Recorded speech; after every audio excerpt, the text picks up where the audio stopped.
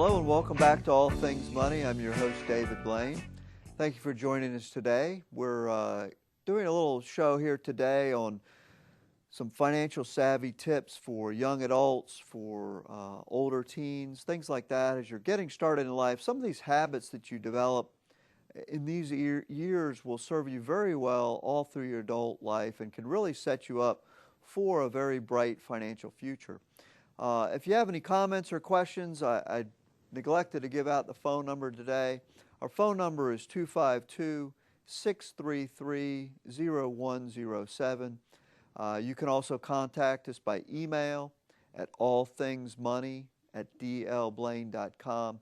And of course, you can visit us on our website at dlblain.com and just hit the Contact Us button. If you have any comments or questions on today's show, if you are a young adult out there or if you are an older person that has children that you think could benefit from some of these suggestions, just let us know if you have any questions on what we've talked about. So we're talking about some big things is budgeting, staying out of debt, starting investing early. I mean, those are big things. Keep your investing somewhat simple. You know, if you have $1,000, $2,000, just starting out $5,000 in your Roth IRA, investing does not have to be difficult. You shouldn't be out there trying to pick individual stocks. You know, and I hear it all the time, especially today with Apple, you know, minting so many millionaires. It is very tempting to think that, you know, you could find the next Apple, and people do, and I'm not saying that they don't, but the reality is the vast majority of people would end up picking Krispy Kreme or, you know, Enron or something like that and losing a whole bunch of money. So typically when you're just starting out, keep it simple. Use some good low-cost exchange-traded funds or mutual funds. One other thing that I see a lot with younger people is there's a lot of peer pressure. You know, going through high school and into college, a lot of peer pressure to keep up with your neighbors, your friends.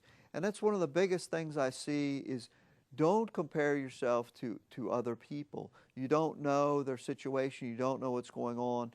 As a financial advisor, I've had an opportunity to see things over the years, and the reality is the people, now this is not everybody, but a lot of the people out there, the big fancy houses, the fancy cars, they don't have two nickels to rub together. You know, they have financed their future, and they don't have a lot of investing. And a lot of that is a function of the keeping up with the Joneses.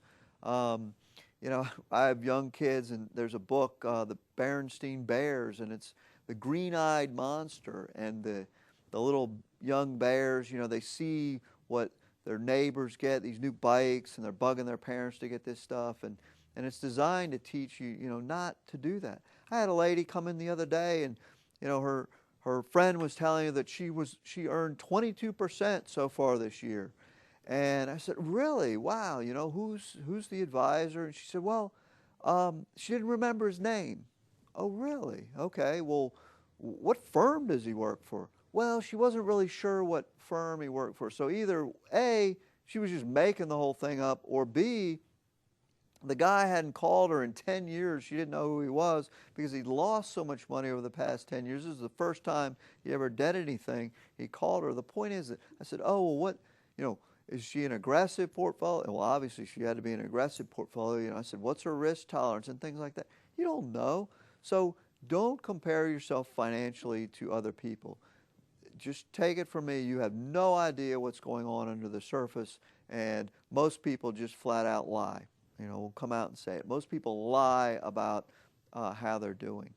Okay, talk about parents. Two things about parents. Number one, as I mentioned, I learned some great things from my parents. The basics, you know, budgeting, starting early, saving, don't waste your money, things like that. Principles like that never change.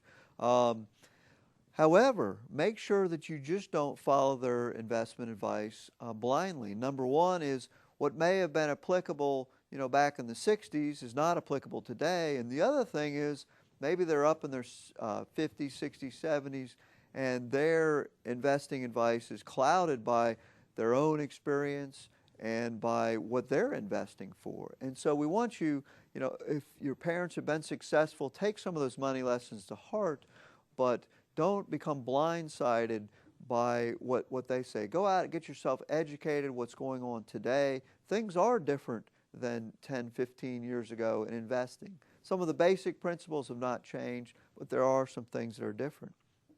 The other thing that with parents that I want you to think about is that you may have to help support them.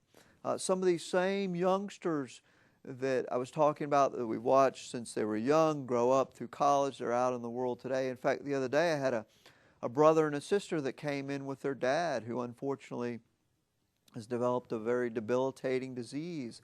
And so here are these two young people in their 20s that were making decisions about their father. They're having to help support him. So don't forget about your parents. The possibility is much greater today that you'll have to financially support your parents than it was maybe in your parents' generation. This is one of my favorite ones. I see this all the time. Graduate school is not a solution to unemployment. We see people, they go through school and maybe they're having a hard time getting a job. They can't get that, you know, $75,000 a year starting job that they thought they could get. And they say, well, I think I'll just go to grad school. It's not a solution. Postponing starting life by continuing to go to school is not a solution. There's a lot of data out there, and I don't want to get into it right now. We only have about a minute left, but traditional higher education at universities is not the solution to financial problems. If it was, then we wouldn't be having the problems that we have. Now, having said that, I do want you to invest in yourself. One of the best investments you can make is investing in yourself. By that I mean go out and take a public speaking class, or go to the local community college and take a finance class, or learn some sort of skill that can help you in your job, some time management class. Those are things I mean by investing in yourself. Sure, the formal education and degrees are nice, but don't forget the basic stuff of investing in yourself. I know here in Craven County we have a wonderful community college that has some excellent skill-based classes that can help you well. All right, well, that brings us to the end of today's show. I hope you've enjoyed it. Just to kind of summarize, if you're a young adult just starting out, we want you to have a budget, stay out of debt, start your investing very soon, and keep your investing very simple and maintain a long-term focus.